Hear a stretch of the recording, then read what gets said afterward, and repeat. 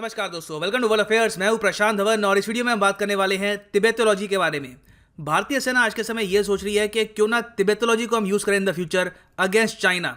और इस वीडियो में हम जानेंगे कि तिब्बतोलॉजी है क्या इंडिया में हम लोगों के पास काफ़ी नॉलेज है अबाउट चाइना, इसमें हम क्या इंप्रूवमेंट कर सकते हैं, बहुत कुछ यहाँ पे आपको जानने को मिलेगा। So a lot to know, a lot to discuss as always. But before we begin, एक क्वेश्चन मैं आपसे पूछूंगा। इंडिया और चाइना के बीच में एक बहुत ही इंपॉर्टेंट पास है। इस पास का नाम है शिप की ला। ट्रेडिंग के लिए ये बहुत यूज होता है। आपको सिंपली ये बताना है कि शिप की ला माउंटेन पास आपको भारत के किस राज्य में मिलेगा। ये है यहाँ पे आपकी ऑप्शंस, अरुणाचल, सिक्किम, हिमाचल या फिर उत्तराखंड। कमेंट सेक्शन में करो आंसर। सही आंसर मैं आपको दूंगा वीडियो के एंड में। और आप किसी भी एग्जाम की प्रिपरेशन कर रहे हैं, चाहे यूपीएससी हो, एसएससी, बैंक, आप परचेज कर सकते हैं अनअकैडमी के कोर्सेज। सिंपली अनअकैडमी की वेबसाइट पे जाओ या फिर ऐप पे क्लिक करो यहाँ पर कोर्स पे। और अगर आप यूपीएससी 2021 के लिए प्रिपेयर कर रहे हो तो आप 6 मंथ का कोर्स भी परचेज कर सकते हैं। और यहाँ पर जो प्राइस लिखा है ये पे करने की भी आवश्यकता है नहीं आपको। सिंपली यहाँ पर एक कोड यूज करो PD10 और आपको मिलेगा 10% discount. So use the code PD10 and save money. ना विंस्टन चर्चिल चाहे पर्सनल लेवल पर एक काफ़ी खराब इंसान हो, मगर इनकी जो जियो पॉलिटिक्स पे कोट है वो काफ़ी इंटरेस्टिंग है। एक पर्टिकुलर कोट तो बहुत ही इंटरेस्टिंग है। ये है रशिया के बारे में। इन्होंने एक बार कहा था कि मैं फोरकास्ट नहीं कर सकता कि रशिया आगे क्या करेगा। रशिया अपने आप में एक पहेली है। रशियंस क्या सोचते हैं, उनका व्यू पॉइंट क्या है दुनिया के बारे में, ये अपने आप में एक मिस्ट्री है। और सिमिलर टाइप की जो कोट है आज के समय आप यूज कर सकते हैं चाइना के बारे में। जो कम्युनिस्ट नेशंस हैं हिस्ट्री में, उनमें ये खासियत है कि उनके बारे में ज़्यादा इंफॉर्मेशन दुनिया को मिलती नहीं है। बहुत ही सीक्रेटिव और क्लोज कंट्रीज होती हैं और उनके अगले एक्शंस क्या होने वाले हैं ये प्रेडिक्ट कर पाना भी बहुत ही मुश्किल होता है। शायद इसलिए सिर्फ कुछ ही घंटों पहले हमारे विदेश मंत्री ने यह स्टेटमेंट दिया। यहाँ पे आप देख पाएंगे, दूरदर्शन की ट्वीट है। हमारे विदेश मंत्री ने यह कहा है कि नीड आज के समय ये है कि हम इन्वेस्ट और ज़्यादा करें और डीपली स्टडी करें चाइना। हमारे विदेश मंत्री ये क्यों कहेंगे, इसका रीज़न बहुत ही सिंपल है और ये हमको एक्सेप्ट भी करना होगा कि एज इंडियंस हमारे पास बहुत कम नॉलेज है चाइना के बारे में। और जब मैं बात करता हूँ नॉलेज की, तो नॉलेज से मेरा ये मतलब नहीं है कि वहाँ पे कितनी नदियाँ बहती हैं, वहाँ पे माउंटेन्स कितने हैं, उनकी इकोनॉमी स्ट्रॉन्ग क्यों है, नहीं। उसके बारे में बहुत बुक्स आपको मिलेंगी। आज के समय वहाँ पे कौन से लोग पावर में हैं, उनकी क्या सोच है, तिब्बत के किस रीजन में उनकी कितनी पकड़ है, क्या वहाँ पे इंटरनल हालत है, इसको लेकर नॉलेज हमारे पास बहुत ज़्यादा कम है। हमारे विदेश मंत्री ने हाल ही में कुछ ही घंटों पहले एक सेमिनार में ये भी एक ऐड की स्टेटमेंट कि हमें आज तक ये समझ नहीं आया कि अचानक से चाइना ने 1 लाख से ऊपर सोल्जर्स इंडियन बॉर्डर के आसपास डिप्लॉय क्यों कर दिया। अब यहाँ पे आप कह सकते हैं आर्टिकल 370 वो हमने रिमूव किया था तो उसके रिस्पॉन्स में चाइना ये कर रहा है, मगर ये फैक्चुअली करेक्ट स्टेटमेंट होगी नहीं, क्योंकि आर्टिकल 370 हटने के काफी टाइम बाद भी चाइना ने अपने सोल्जर्स मूव नहीं किए थे। और हमारे विदेश मंत्री बिल्कुल यहाँ पर ठीक कह रहे हैं कि अभी तक कोई क्रेडिबल एक्सप्लेनेशन हमारे पास है नहीं for the change in China stance and मासिंग of troops in the border areas. तो चाइना अपने आप में काफी हद तक एक मिस्ट्री है। और इंडिया के लिए प्रॉब्लम यहाँ पर यह है कि चाइना एक छोटा देश नहीं है जो हम इग्नोर कर लें कि ठीक है ये लोग आपस में जो भी कर रहे हैं that doesn't impact us. China जो भी करता है डेफिनेटली हमको इम्पैक्ट करता है और भविष्य में हमको मान के चलना होगा कि जैसे जैसे इंडिया ग्रो करेगा चाइना हमेशा इंडिया के सामने एक चैलेंज बन के खड़ा होगा। मगर इस फ्यूचर चैलेंज के बारे में हमारे पास नॉलेज बहुत कम है। चाइनीज साइकी क्या है, किस तरीके से वो सोचते हैं, किस तरीके से वो प्लान करते हैं, ये समझने के लिए इंडिया में हैंडफुल एक्सपर्ट्स है, बहुत कम एक्सपर्ट्स हैं। इवन हमारे आर्मी के ऑफिसर्स इन द पास्ट कह चुके हैं कि जनरली हमारे जो आर्मी ऑफिसर्स हैं इनको अच्छे से पता है कि पाकिस्तान से कैसे निपटना है। हमको पता है कि पाकिस्तानी कैसे सोचते हैं, उनकी साइकी क्या है, किस चीज को लेकर वहां पे डर है, किस चीज को लेकर वो अग्रेसिव होते हैं। और इसका रीजन भी है पाकिस्तानी कल्चरली काफी सिमिलर है टू इंडियंस, सोच में काफी हद तक सिमिलरिटी है। मगर चाइना के लोग कैसे सोचते हैं, किस चीज को लेकर इनकी इनसिक्योरिटी है, किस चीज को लेकर ये अग्रेशन दिखाते हैं, उसके बारे में अभी भी प्रॉपरली हमको पता नहीं है। फॉर एग्जाम्पल इंडिया में देखो, चाहे एलीट लेवल पर जो थिंक टैंक्स है जहां पे रिपोर्ट्स पब्लिश होती है, चाहे आप वो सब देख लो, चाहे जो हमारी बुक्स लिखी जाती है, हर जगह आपको पाकिस्तान से रिलेटेड लिटरेचर बहुत सारा मिल जाएगा। इतना लिटरेचर है कि बॉलीवुड में भी हम उसको कॉपी करते हैं। आप देखोगे ऑलमोस्ट हर साल एक मूवी आ जाएगी कि कोई पाकिस्तानी स्पाई इंडिया आता है, कोई इंडियन स्पाई पाकिस्तान जाता है, या फिर 1971 वॉर से रिलेटेड।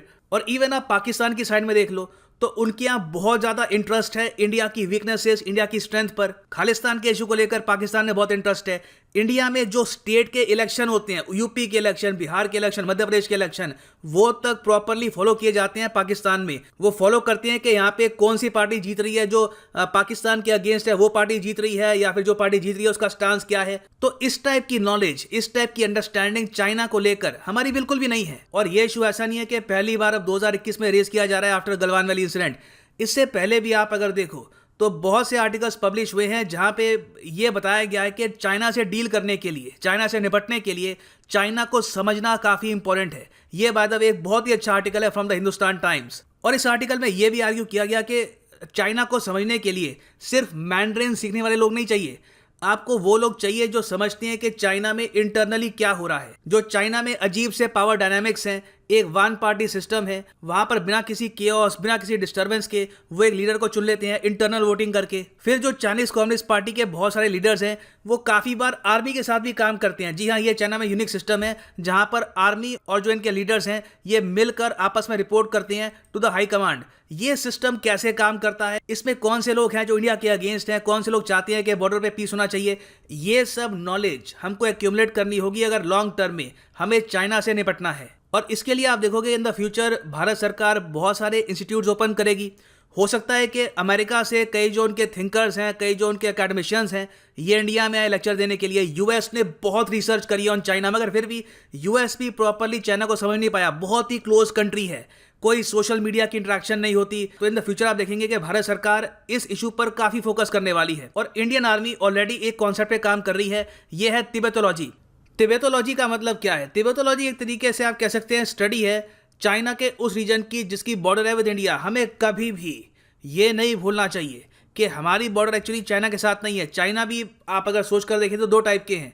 यहाँ पे आप अगर देखें, एक तो है हिस्टोरिकली चाइना जिसको हम जानते हैं, जो एक ह्यूज एम्पायर भी था, जहाँ पे मोस्टली आपको मिलेंगे हान चाइनीज। ज़्यादातर जो चाइना की पॉपुलेशन है वहाँ पे आपको मिलेंगे हान चाइनीज, और हान चाइनीज रहते हैं यहाँ पर बीजिंग, शंघाई, हांगकांग के आसपास। ये जो रीजन है ये कभी भी प्रॉपरली चाइना का पार्ट था नहीं for a very long time. Tibet की अपनी हिस्ट्री है, अपना कल्चर है, अपना रिलीजन है। फोर्सफुली ऑफ कोर्स चाइना ने इसको कब्जा रखा है, वो बात अलग है, मगर हमें ये भूलना नहीं चाहिए कि तिब्बत के कल्चर को, इनकी हिस्ट्री को, यहाँ पे लोग क्या सोचते हैं, यहाँ पे किस डिस्ट्रिक्ट में क्या इश्यूज हैं, कहाँ पर पिछले कई सालों में चाइना ने पॉपुलेशन रिप्लेस करी है, ये सब जानना काफ़ी इंपॉर्टेंट है। अगर लॉन्ग टर्म में हम चाइना से निपटना चाहते हैं इस रीजन में, तो तिब्बतोलॉजी एक टाइप का प्रपोजल है। एक अभी भी इसको एक्सेप्ट किया नहीं गया, ये एक प्रपोजल है जिसको अगर एक्सेप्ट कर लिया गया तो इंडिया में आर्मी अपने बहुत सारे इंस्टीट्यूट्स ओपन करेगी, और इवन आर्मी के बियॉन्ड जो इंस्टीट्यूट्स हैं वो भी ओपन किए जाएंगे। वहाँ पर स्टडी किया जाएगा चाइना की लैंग्वेज को, ये लोग कैसे सोचते हैं, तिब्बत के आसपास की जो जनसंख्या है उनकी क्या सोच है, हान चाइनीज और तिब्बत के लोगों में क्या फ़र्क होता है, ये सब जानना बहुत ही इंपॉर्टेंट है। और ये सब समझने के लिए जो ब्राइट इंडियन आर्मी ऑफिसर्स हैं इनको यहाँ पर भेजा जाएगा एक कोर्स करने के लिए। और आई एम श्योर आप इन द फ्यूचर बहुत सारे बड़े स्टेप देखेंगे इन द फील्ड ऑफ तिब्बतोलॉजी। इसका मतलब ये नहीं है कि भारत सरकार तिब्बत को लेकर अपना स्टांस चेंज करेगा, वो एक बहुत ही बड़ा प्रोवोकेशन होगा चाइना को लेकर। चाइना उस इशू पर वॉर भी स्टार्ट कर सकता है। फॉर द टाइम बीइंग हम लोग बस अपने एनिमी को, अपने एडवर्सरी को समझने की कोशिश कर रहे हैं। सो यहाँ पे मैं आपसे भी पूछूंगा कि चाइना को समझने के लिए इन द लॉन्ग रन हम क्या स्टेप्स उठा सकते हैं विद इन इंडिया। एक स्टेप ये हो सकता है कि हम लोग एक्चुअली मैंड्रिन लैंग्वेज को इंडिया में प्रमोट करें।